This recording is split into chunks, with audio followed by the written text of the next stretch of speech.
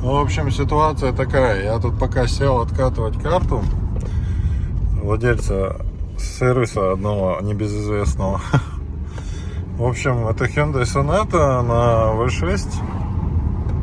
И я, честно сказать, так удивился, такая приятная машина. Да, если не смотреть на этот убогий салон, но для своего времени, я думаю, он был нормально по сравнению с той же Camry.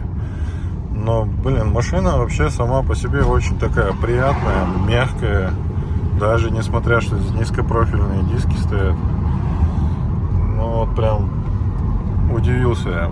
Вот на повседнев, если брать автомобиль, вот прям очень приятная машина, блин.